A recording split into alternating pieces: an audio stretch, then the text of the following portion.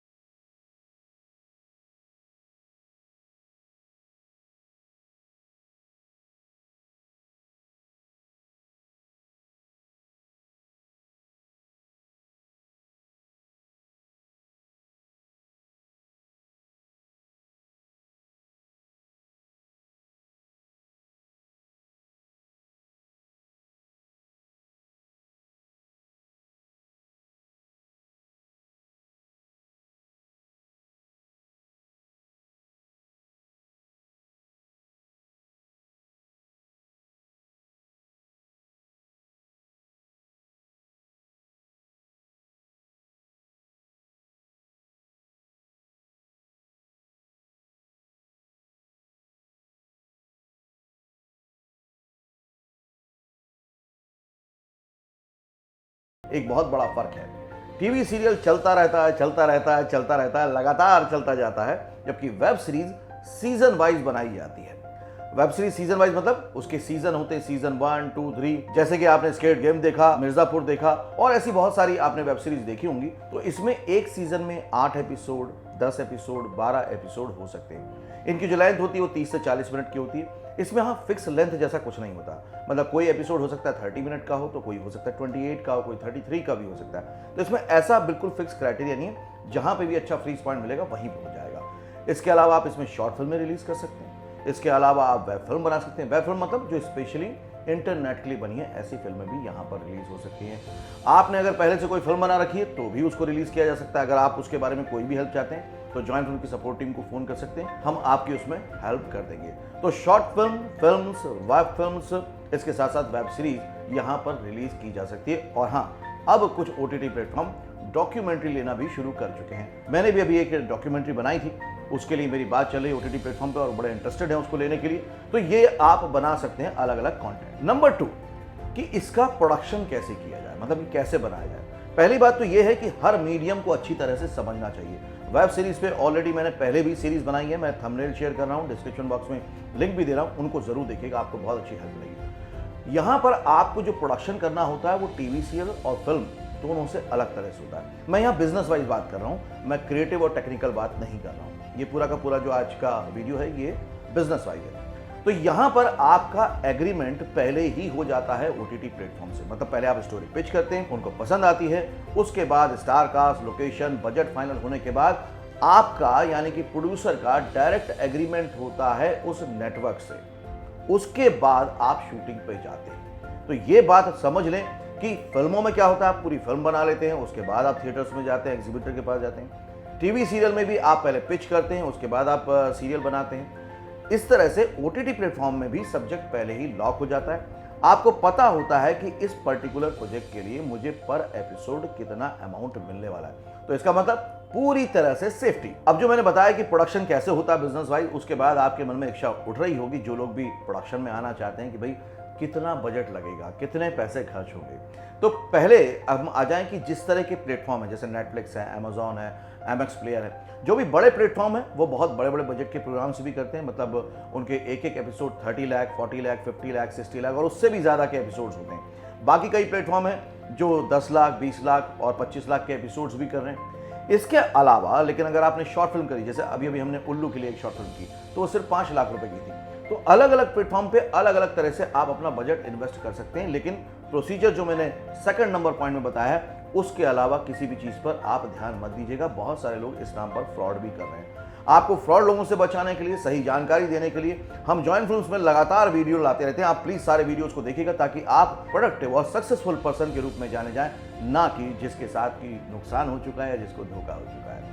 तो बजट आपके पास अगर 2-3 लाख से लेकर जितना भी है, आप उससे शुरुआत कर सकते हैं। तो यहाँ पर सबसे अच्छी बात क्या है, देखिए फिल्म बनाएंगे तो आप करोड़ों रुपए इन्वेस्टमेंट करके, वो भी कोई गारंटी नहीं है कि एग्जीबिटर उसको लेगा कि नहीं लेगा, अभी कुछ भी श्योरिटी नहीं है।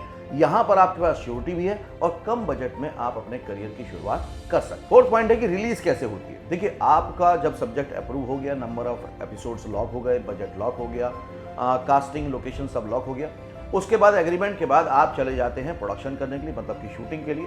और जब शूटिंग करके आते हैं, पोस्ट प्रोडक्शन करते हैं और पोस्ट प्रोडक्शन करने के बाद आप सबमिट करते हैं ओटीटी प्लेटफॉर्म पे। फिर वो लोग टेक्निकल प्रीव्यू करते हैं। टेक्निकल प्रीव्यू के बाद आपको वहां से ग्रीन सिग्नल मिल जाता है कि सब कुछ अप्रूव है, या कुछ सजेशन करेक्शन होते हैं तो वो कर लिए जाते हैं। उसके बाद आप फाइनल डिलीवरी उनको दे देते हैं और फाइनल डिलीवरी देने के बाद वो रिलीज होता है उस प्लेटफॉर्म पे, ओटीटी पे। वहां पे जब स्ट्रीमिंग होता है तो जैसा कि आप जानते हैं, आपने वेब सीरीज देखी होंगी, वो एक साथ सारे एपिसोड्स रिलीज कर देते हैं, उसका बहुत अच्छा प्रमोशन भी करते हैं। तो यहाँ पर प्रोड्यूसर के लिए सबसे अच्छी बात होती है कि प्रमोशन का झंझट उसके ऊपर नहीं आता या बर्डन उसके ऊपर नहीं आता, जो कि फिल्म बनाने पर आता है। तो यहाँ पर वो उससे भी बच जाते हैं। रिलीज की पूरी जिम्मेदारी ओटीटी प्लेटफॉर्म की होती है कि वो कैसे रिलीज करेंगे।